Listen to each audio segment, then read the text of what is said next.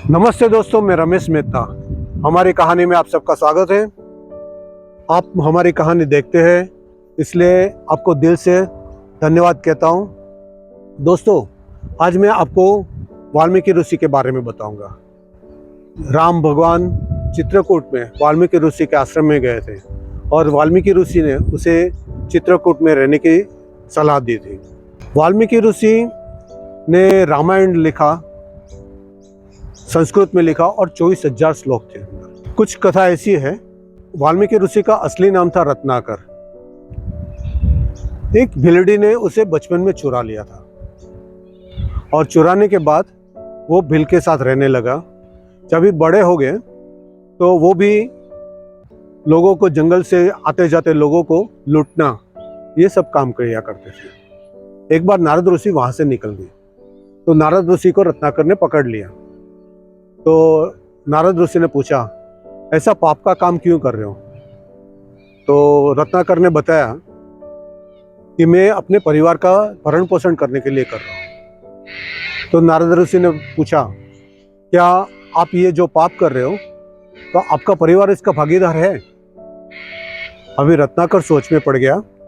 उसने नारद ऋषि को एक झाड़ से बांध दिया और वो अपने परिवार को पूछने गया।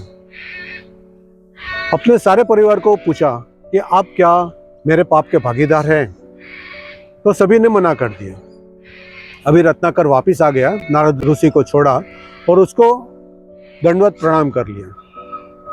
अभी ऋषि ने उसे कहा कि आप राम नाम का मंत्र कीजिए तो राम आपका उद्धार करेगा। अभी रत्नाकर जो थे वो वहाँ ही तप करने बैठ गए। तप करते करते वो मरा मरा बोल रहे थे। तो नारद ऋषि ने कहा कि मरा मरा बोलोगे तो भी चलेगा, उसमें भी राम का नाम है। अभी राम नाम का जप करते करते कितना समय निकल गया पता नहीं चला। उसके अगल बगल में बहुत सारे दिमक के खंभे बन गए।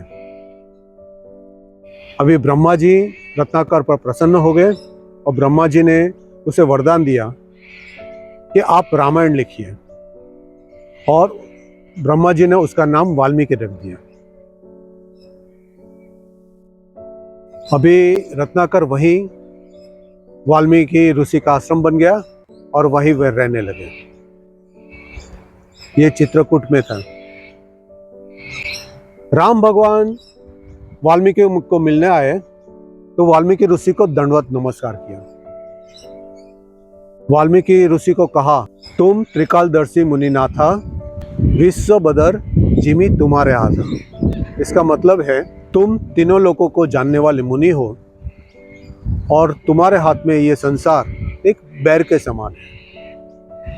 वाल्मीकि ऋषि के जो रामायण में सतयुग, द्वापर युग और त्रेता युग, और उसके रामायण में सूर्य, चंद्र, नक्षत्र की बहुत सारी बातें आती हैं, जिसे पता चलता है वो बहुत ज्योतिष शास्त्र में विद्वान थे, खगोल विज्ञान के भी प्रखंड ज्ञानी थे। वाल्मीकि ऋषि ने जब ये प्रथम श्लोक लिखा, उसकी कथा कुछ ऐसी है कि एक बार वाल्मीकि ऋषि अपने आश्रम के बाहर बैठे थे। सामने झाड़ के ऊपर क्रोच पक्षी प्रेमालाप कर रहे थे। अभी एक शिकारी ने नर पक्षी को तीर से मार दिया और नारी क्रोच यानी सारस पक्षी विलाप करने लगी। तभी वाल्मीकि ऋषि के मुंह से ये श्लोक अपने आप ही निकल गया। मां निषाद प्रतिष्ठा त्वम गम शाश्वती समह यथ क्रोच मिथुना देकम वधि काम मोहितम। इसका अर्थ होता है, हे दुष्ट, तुम प्रेम करने वाले दो क्रोच पक्षी को तुमने मार दिया। जा तुझे भी प्रतिष्ठा प्राप्त नहीं होगी और तुझे वियोग भी झेलना पड़ेगा। वैसे प्रथम श्लोक लिखा गया।